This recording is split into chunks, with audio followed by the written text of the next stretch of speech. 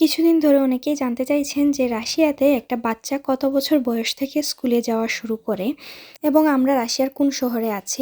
তো আমরা আছি রাশিয়ার সারাতোভ সিটিতে, যেটা মস্কো থেকে প্রায় 880 কিলোমিটার দূরে।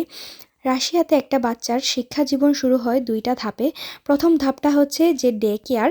সেখানে একটা বাচ্চা 2.5 থেকে 3 বছর বয়সের ভেতরেই যাওয়া শুরু করে। তবে এখানে কিন্তু সরকারি যে ডে কেয়ারগুলো থাকে সেগুলোতে বাচ্চা জন্ম হওয়ার সাথে সাথেই কিন্তু সিরিয়াল দিতে হয়, যাতে করে 2.5 থেকে 3 বছর বয়স আসতে আসতে ওদের সিরিয়ালটা চলে আসে। এবং 7 বছর বয়স থেকে ওদের স্কুল লাইফটা শুরু হয়, মানে ক্লাস 1টা শুরু হয় 7 বছর বয়স থেকে। তবে 6 বছর বয়সেই কিন্তু তাদেরকে প্রি স্কুল শুরু করা হয়, মানে যে স্কুলে সে ভবিষ্যতে যাবে সেখানে দেখা যায় যে দিনের কিছুটা সময়ের জন্য ওদেরকে ক্লাস করানো হয়, যেখানে হাতের লেখা কিংবা রিডিং পড়া সেগুলো টুকটাক শেখানো হয়, যাতে করে সেও ওই স্কুলের সাথে পরিচিত হয় কিংবা ভবিষ্যতে স্কুলে গিয়ে যাতে তার পড়াশোনা করতেও খুব একটা কষ্ট না হয়। তো সেটা কিন্তু দ্বিতীয় ধাপ বলতে পারেন। এবং প্রত্যেকটা এরিয়ার জন্য কিন্তু আমাদের ডে কেয়ার বলুন কিংবা স্কুল আলাদা আলাদা আছে। আমরা যে এরিয়াতে থাকি তার আশেপাশেই দেখা যায় 2-3টা ডে কেয়ার কিংবা স্কুল থাকে।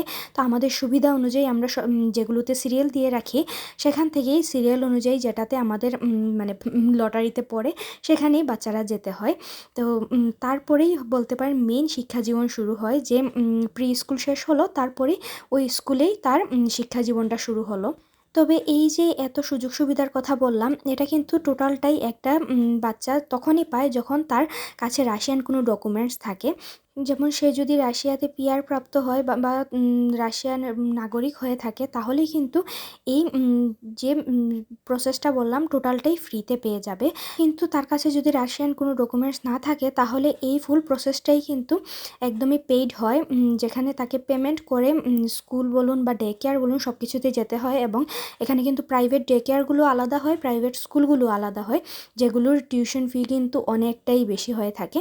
সো এই সেবাগুলো আমাদের পেতে হলে অবশ্যই রাশিয়াতে বাচ্চার একটা ডকুমেন্টস থাকতে হবে, তাহলেই সে টোটাল সেবাটাই বলতে পারেন যে একদমই ফ্রিতেই পেয়ে যায়। জাস্ট যে কদিন সে স্কুলে বলুন বা ডে কেয়ারে যায় ওই কদিনের খাবারের খরচ তাও খুবই নামে মাত্র আমাদের দিতে হয়, এছাড়া আর কিছুই না।